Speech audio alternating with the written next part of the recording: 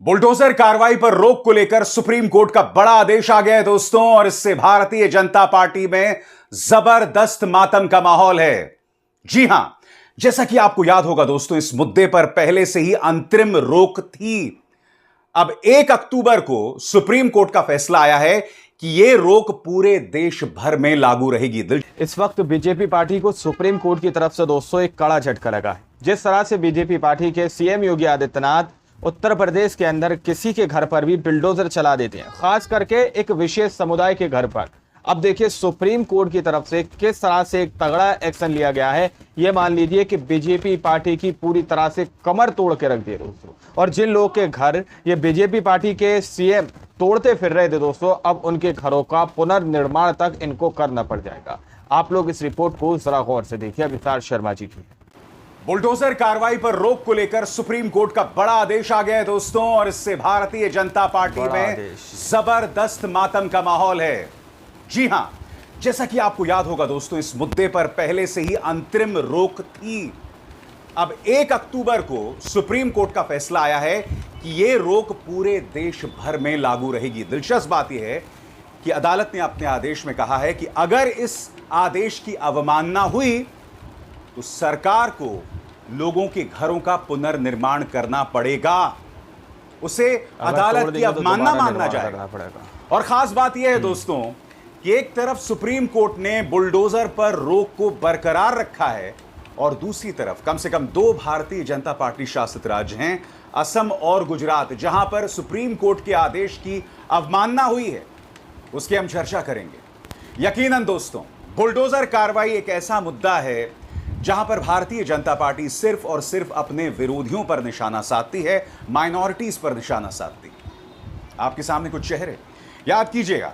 IIT BHU छात्रा के साथ दुष्कर्म करने वाली ये 3 भाजपा के कार्यकर्ता, क्या इनके घर पर बुलडोजर चला? नहीं चला। 2 बेल पर रिहा हो गए। बृजभूषण शरण सिंह के बेटे को टिकट मिल जाती है लोकसभा चुनाव लड़ने की, क्या इनके घर पर बुलडोजर चला? नहीं चला।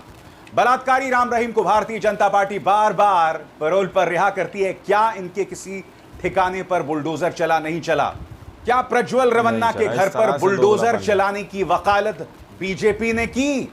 मामला कर्नाटक का है, मगर बीजेपी को मांग तो करनी चाहिए थी, नहीं हुआ। कुलदीप सिंह सेंगर और ऐसे ढेरों मिसालें हैं जहां ऐसा नहीं हुआ। मगर दूसरी तरफ समाजवादी पार्टी नेता मोइद खान, जिन पर आरोप था 12 साल की बच्ची के साथ सामूहिक दुष्कर्म का, उनके घर पर आसानी से बुलडोजर चल गया। दिलचस्प बात यह है दोस्तों, अब डीएनए रिपोर्ट आ गई है जिसमें स्पष्ट हो गया है कि उस 12 साल की जो बच्ची जिसके साथ दुष्कर्म हुआ था, उसमें डीएनए मोइद खान के नौकर राजू खान का था। और मोइद खान का डीएनए नहीं है, ये मैं नहीं कह रहा हूं, ये सरकारी वकील कह रहे हैं। इसकी हम चर्चा करेंगे दोस्तों, क्योंकि इसका भी ताल्लुक बुलडोजर के साथ है। क्योंकि जब उत्तराखंड में अंकिता भंडारी की हत्या हो जाती है और आरोप लगता है भारतीय जनता पार्टी के नेता के बेटे पर, पुलकित आर्या पर, कि वो ये दबाव बना रहा था कि अंकिता भंडारी रात गुजारें भारतीय जनता पार्टी के एक वरिष्ठ नेता के साथ, तब उनके घर कोई बुलडोजर नहीं चलता। अंकिता भंडारी अब भी इंसाफ का इंतजार कर रही है, उनका परिवार इंसाफ का इंतजार कर रहा है दोस्तों। कितने शर्म की बात। अंकिता जिंदा नहीं है, मगर सोचिए उनकी आत्मा किस तकलीफ से गुजर रही होगी। मगर आज बहुत जरूरी हो जाता है दोस्तों कि सुप्रीम कोर्ट ने बुलडोजर को लेकर क्या कहा है, वो मैं आपको बताऊं। आपके स्क्रीन पर खबर क्या है। बुलडोजर एक्शन के मामले में सुप्रीम कोर्ट ने मंगलवार को फैसला सुरक्षित रख लिया। सुनवाई के दौरान जस्टिस बीआर गवई और जस्टिस विश्वनाथन की बेंच ने कहा कि फैसला आने तक देश भर में बुलडोजर एक्शन पर रोक जारी रहेगी।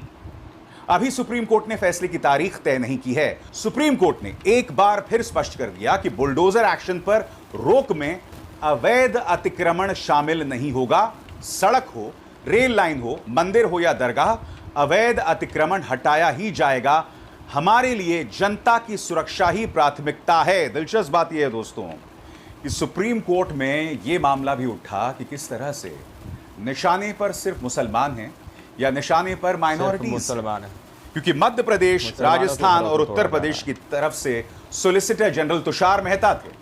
उन्होंने अदालत में क्या कहा, इस पर गौर कीजिए दोस्तों। मध्य प्रदेश, राजस्थान और उत्तर प्रदेश सरकार की ओर से सॉलिसिटर जनरल तुषार मेहता ने पक्ष रखा। उन्होंने कहा बुलडोजर एक्शन के दौरान आरोप लग रहे हैं कि समुदाय विशेष को निशाना बनाया जा रहा है। इस पर सुप्रीम कोर्ट ने कहा, भारत धर्मनिरपेक्ष देश है, हम जो भी गाइडलाइन बनाएंगे वो सभी के लिए होगी। मैं आपसे एक सवाल पूछना चाहता हूं दोस्तों, क्या भारतीय जनता पार्टी के नेता देश को धर्मनिरपेक्ष मानते हैं? इसलिए मैं बार बार कह रहा हूं दोस्तों, सुप्रीम कोर्ट का जो आदेश है वो भाजपा के लिए एक बहुत बड़ा झटका है। आप सोचिए, मुख्यमंत्री आदित्यनाथ की हालत इतनी बुरी हो गई है, इतनी खराब हो गई है कि हरियाणा के चुनाव में वो बुलडोजर शब्द का इस्तेमाल नहीं कर पा रहे हैं। उल्टा जो बाबरी मस्जिद वजूद में ही नहीं है उसका सहारा लेकर माननीय मुख्यमंत्री आदित्यनाथ वोट हासिल करने की कोशिश कर रहे हैं। आपको याद है कि नहीं? अब उनके मुंह से बुलडोजर नहीं निकल रहा है क्योंकि सुप्रीम कोर्ट ने भारतीय जनता पार्टी के हर नेता की बोलती बंद कर दी। अब इन्हें बाबरी याद आ रहा है जो वजूद में ही नहीं है, जिसे गिरा दिया गया है। बताइए, जिसकी जगह सम्मानित राम मंदिर जो है उसकी प्राण प्रतिष्ठा हो गई है, फिर भी इन्हें बाबरी याद आ रहा है क्योंकि बुलडोजर पर बोलती बंद है। मगर शॉकिंग बात क्या है दोस्तों, मैं आपको बताता हूं। शॉकिंग बात यह है कि अदालत के आदेश के बावजूद अदालत के आदेश की अवमानना हो रही है, कंटेम्प्ट ऑफ कोर्ट हो रहा है। दो मामले हैं दोस्तों, असम और गुजरात की। दैनिक भास्कर के मुताबिक 2 दिन में अवमानना की 2 याचिकाएं। पहला मामला, सोमवार को असम के सोनापुर में बुलडोजर एक्शन के खिलाफ 47 रहवासियों ने जानबूझकर आदेश का उल्लंघन करने के खिलाफ याचिका लगाई। कोर्ट ने असम सरकार के अधिकारियों को नोटिस देकर जवाब मांगा है। तो यह बात तो हुई असम की। अब दूसरी बात, मंगलवार को पाटनी मुस्लिम ट्रस्ट ने अवमानना याचिका दायर की। आरोप यह है कि गुजरात के अधिकारियों ने अवैध तरीके से मुस्लिम धार्मिक और आवासीय स्थल तोड़े, जो कि सुप्रीम कोर्ट के आदेश का उल्लंघन है।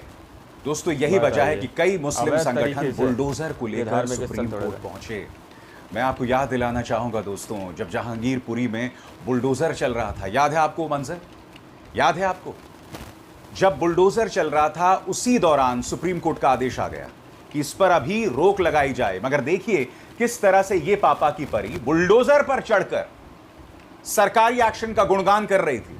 आसपास लोग खड़े हुए थे कि मैडम, सुप्रीम कोर्ट का आदेश आ गया है, आप उस पर कुछ कहिए। मगर नहीं, पापा की परी इस कदर मग्न थी बुलडोजर में, सरकारी प्रोपेगेंडा को आगे बढ़ाने में, कि वो ये सब कर रही हैं। और जैसे मैंने पहले भी कहा था दोस्तों, फिर दोहराऊंगा कि पत्रकारिता के छात्रों को क्या नहीं करना चाहिए, ये उसकी ताजा मिसाल है, जिसमें पापा की ये परी बुलडोजर पर चढ़कर सरकारी प्रोपेगेंडा को आगे बढ़ा रही थी और सुप्रीम कोर्ट का आदेश आ गया था, उस पर मोहतरमा कुछ नहीं कह रही थी। कितने शर्म की बात है ना, कितने शर्म की बात है। बहरहाल, बात बुलडोजर की हो रही है तो अब मोहित खान का मामला चर्चा में आ गया है, क्योंकि आप जानते हैं दोस्तों, जैसे ही मोहित खान और उसके नौकर राजू खान पर 12 साल की एक लड़की के साथ सामूहिक दुष्कर्म का आरोप लगता है, उसके तुरंत बाद मोहित खान के घर को बुलडोजर से तोड़ दिया जाता है।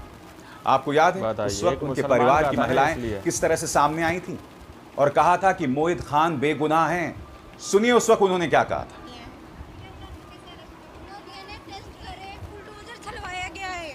डीएनए टेस्ट करवाना है, बिना डीएनए टेस्ट करे कैसे अरेस्ट करा गया? जब तक कोई प्रूफ नहीं मिलेगा तब तक कैसे अरेस्ट किया गया? कसूरवार है, उनको छुड़वाया जाए। कसूरवार है वो। स्कूल में मेरे जो बॉयज मेरे से नजर नहीं मिलाते थे, आज वो मुझे मोहित का इनकाउंटर करो वो नाम से डाल रहे हैं। वो कसूरवार है, कसूरवार है वो। उनको इंसाफ मिलना चाहिए। जिसका कसूर है उसको अरेस्ट नहीं करा गया है। सिर्फ राजनीति खेली जा रही है। लड़कियों का राजनीति खेली जा रही है। नाजायज। हमारे बच्चे स्कूल नहीं जा रहे होगा तब तक कुछ नहीं होने वाला। हमारे बच्चे स्कूल नहीं जा रहे हैं। और अब दोस्तों, डीएनए रिपोर्ट आ गई है।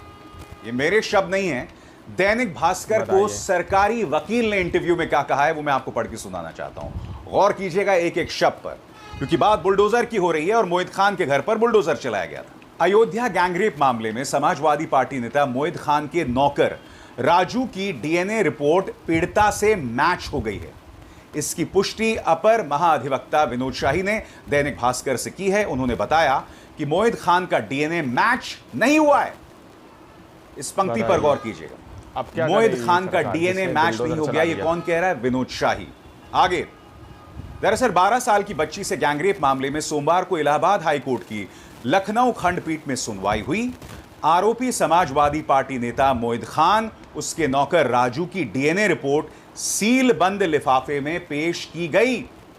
इससे पहले 31 सितंबर को कोर्ट ने फोरेंसिक लैब के डायरेक्टर को 1 हफ्ते में रिपोर्ट पेश करने का आदेश दिया था। जस्टिस पंकज भाटिया की एकल पीठ ने आरोपी मोहित अहमद की जमानत याचिका पर सुनवाई करते हुए यह आदेश दिया था। दोस्तों, आरोपी मोहित खान के वकील कह रहे हैं किस तरह कि से 71 साल के बुजुर्ग को फंसाया गया है। मैं आपसे एक सवाल पूछना चाहता हूं, ये शब्द तो विनोद शाही के हैं ना? क्या मोहित खान का गुनाह साबित हो गया था कि उनके घर पर बुलडोजर चला दिया गया? और अगर मोहित खान के घर पर बुलडोजर चला है तो पुलकित आर्या, जिस पर आरोप है अंकिता भंडारी की हत्या करने को लेकर, उसके घर पर बुलडोजर क्यों नहीं चला? ये जो 3 नगीने हैं भारतीय जनता पार्टी के आईटी सेल के, जिन पर आरोप है एक आईआईटी बीएचयू की छात्रा के साथ दुष्कर्म करने का, उनके घर पर बुलडोजर। वीडियो के अंदर साफ तौर पर बताया गया कि किस तरह से कुछ विशेष समुदाय को टारगेट किया जाता है और उनके घरों पर बुलडोजर चला दिया जाता है, उनके घरों को डेमोलिश कर दिया जाता है। लेकिन वहीं पर अगर दूसरे समुदाय के लोग होते हैं तो उनके घरों के ऊपर बुलडोजर नहीं चलाया जाता, जैसे कि कुछ नगीने यहाँ पर अभिसार शर्मा जी ने पेश किए हैं। जो कुछ लोग हैं जो पूरी तरह से दोषी करार पाए गए हैं, लेकिन उनके घरों के ऊपर बुलडोजर नहीं चलाया जाता। लेकिन अगर किसी एक विशेष समुदाय के लोगों के ऊपर सिर्फ इल्जाम लग जाए तो उनके घरों को बुलडोज कर दिया जाता है। और शायद मुझे लगता है यही आज जो बीजेपी पार्टी की जगह जगह इस तरह की हालत देखने को मिल रही है दोस्तों, मुझे लगता है कि ये उन्हीं लोगों की हाय का नतीजा है जिन लोगों को, बेकसूर लोगों के घरों को पूरी तरह से तोड़ दिया गया, जिन लोगों के घरों को डेमोलिश कर दिया गया।